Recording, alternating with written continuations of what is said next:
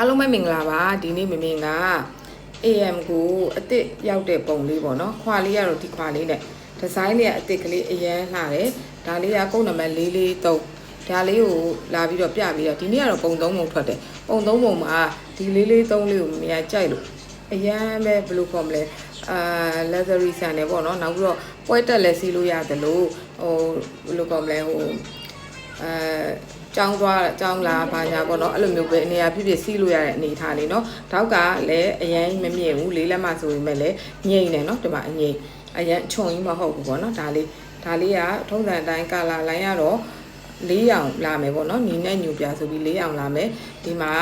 ဒါလေးကအနီလေးဒီမှာအနက်ကလေးလည်းအရင်လာတယ်เนาะဒီမှာဒါကသူ့ကာလာထွက်အတိုင်းပဲเนาะ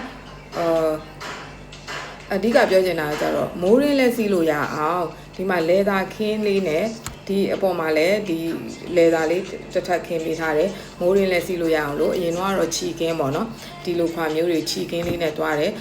နီနဲ့ညိုဒီမှာအပြာလေးနဲ့ပြလေးဆိုလဲတအားလှတယ်နော်ဒီမှာအရန်လှတယ်နော်မမင်းရဲ့ဘိုင်ဘာကိုအမြန်လေးလာမှတော့ရမယ်နော်ဒီမှာအညိုလေးဆိုလဲမှာကျန်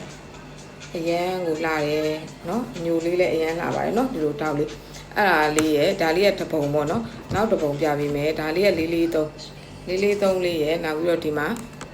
ဒီတပုံဒါကကြတော့2ရောင်သက်ခွာခုန4လက်မထဲနှိပ်တယ်သူကတော့3လက်မလောက်ပဲရှိတယ်နော်ဒါလေးကကြတော့ဒီလိုအရှက်လေးပင်းကူရှက်လိုမျိုးလေးနော်ဒါလေးချီမခွင်းတို့လေးဒီဟာကကြတော့ဒီမှာခြေပြားတွေဒီလိုမျိုးကျွံထွက်မသွားအောင်လို့တိုင်လေးခံပေးထားတယ်ချီမနဲ့ဟိုနဲ့ချားတယ်မှာလေတိုင်လေးခံပေးထားတယ်နော်ဒီဟာလေးပါဒါလေးကလည်းကာလာလိုင်း4ရောင်လာမယ်ပေါ့နော်ဒါလေးက